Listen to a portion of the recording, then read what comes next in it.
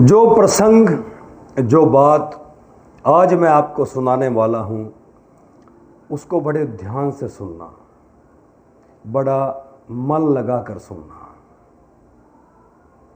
ये बात मैं इसलिए कह रहा हूँ कि हर कोई पूछता है क्या कोई भगवान का नंबर है, और यदि आज मैं आपको भगवान का नंबर दे दूँ तो।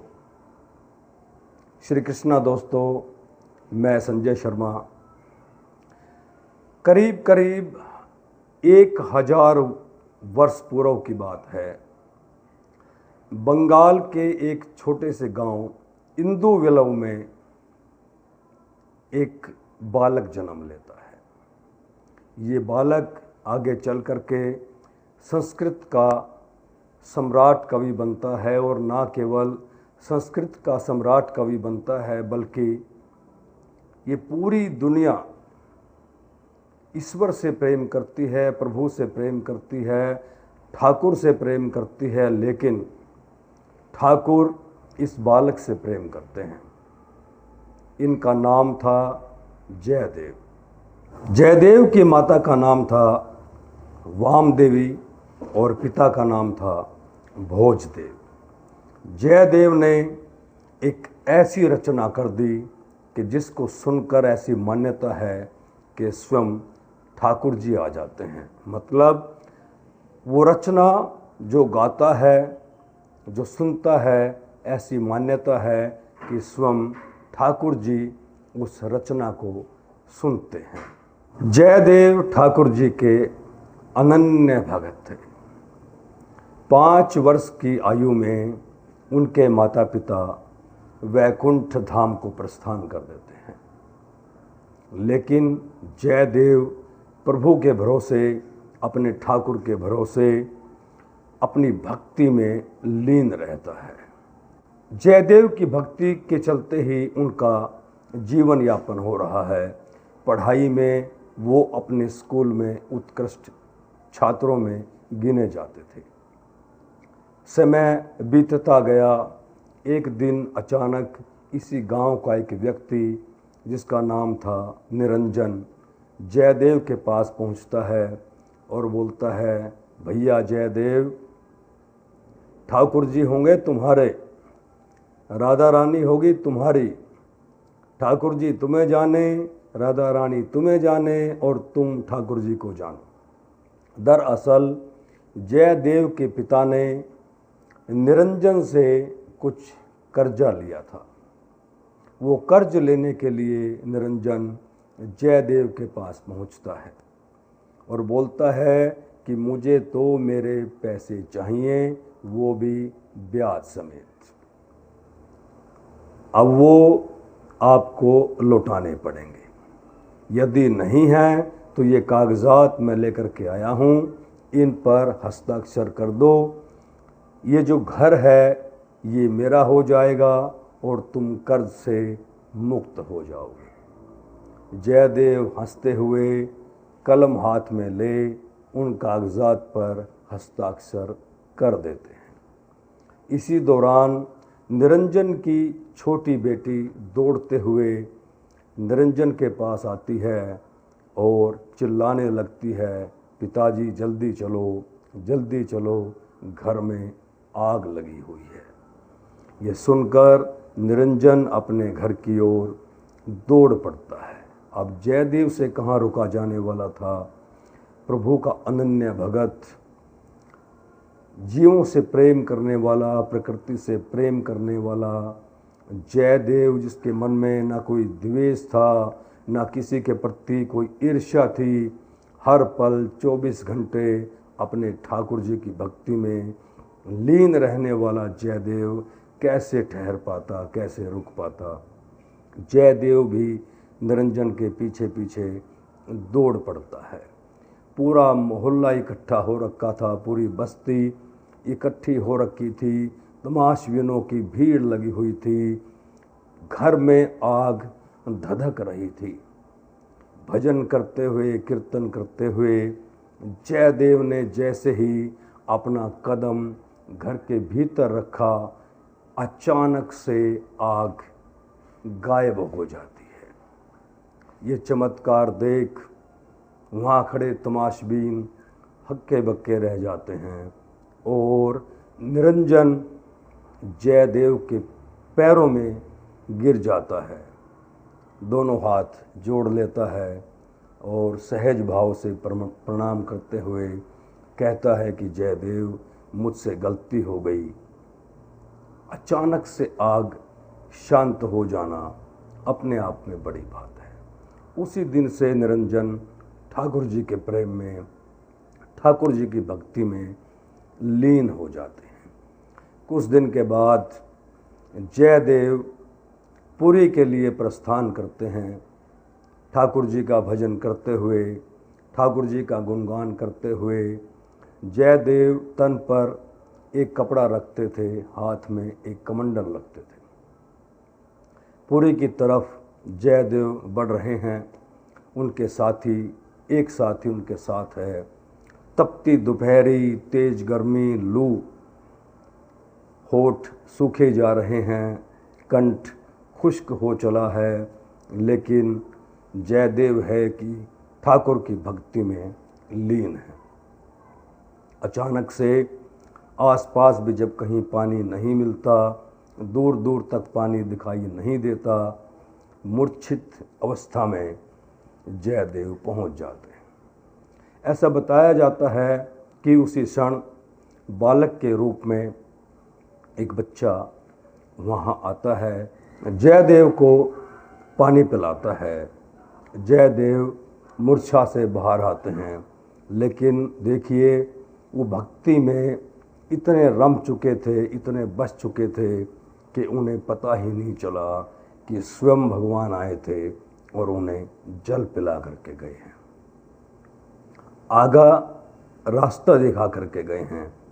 जयदेव उठते हैं, उसी भजन कीर्तन के साथ पाठ करते हुए, गुनगुनाते हुए, गाते हुए पुरी की तरफ बढ़ जाते हैं।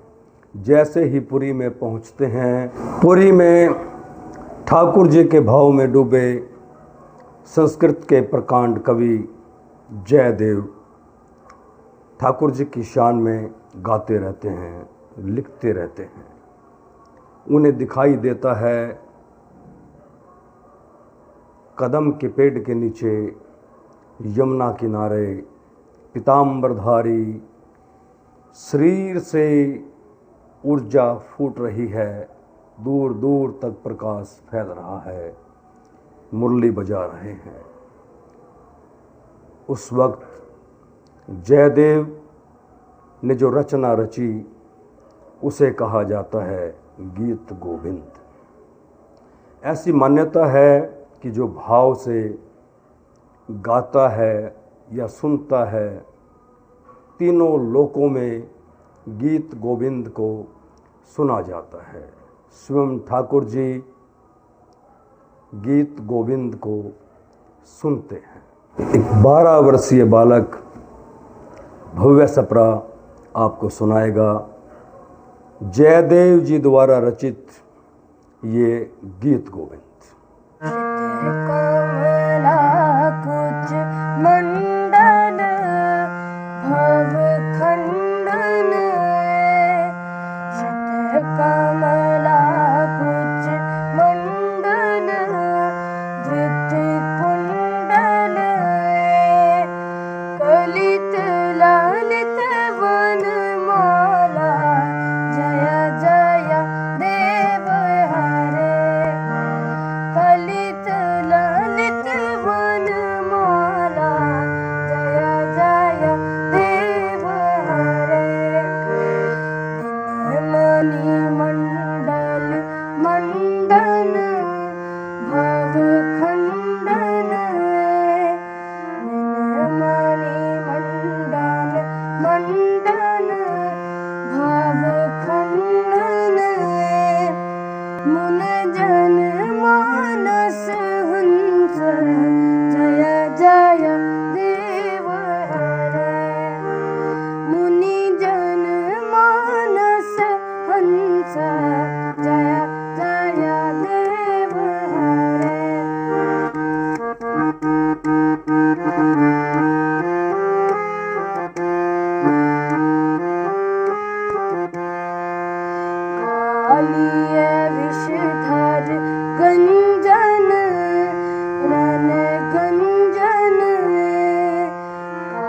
कलिय विषधर गंजन भाव खंडन यदुकुल नलिन दिनेश जय जय देव हरे यदुकुल नलिन दिनेश जय जय देव हरे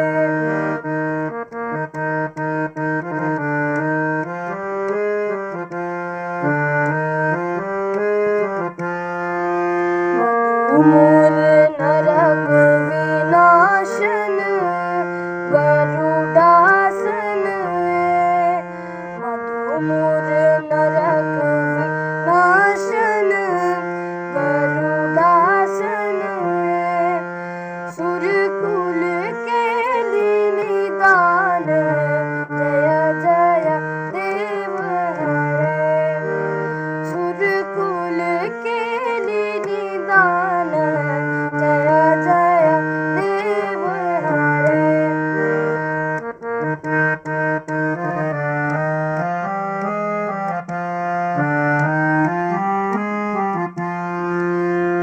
कमल कमल दल लोचन भव मोचन कमल कमल दल लोचन भव मोचन त्रिभुवन भुवन निदान जय जय देव हरे त्रिभुवन भुवन निदान जय जय देव हरे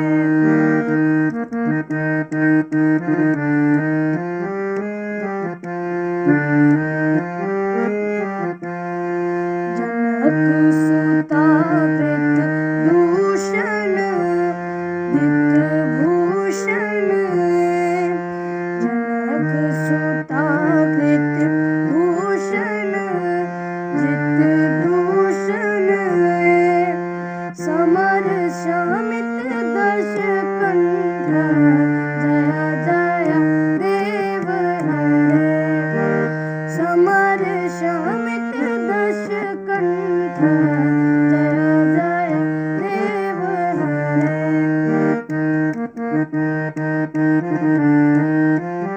अभिनव जलधर सुंदर धृत मंदर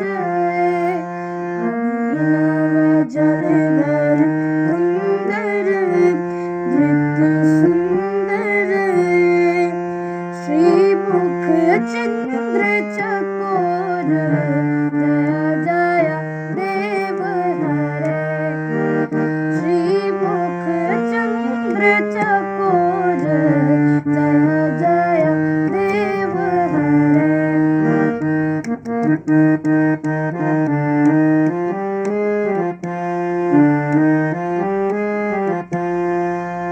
चरणं प्रणताव्यं इति भावये नवचरणं प्रणताव्यं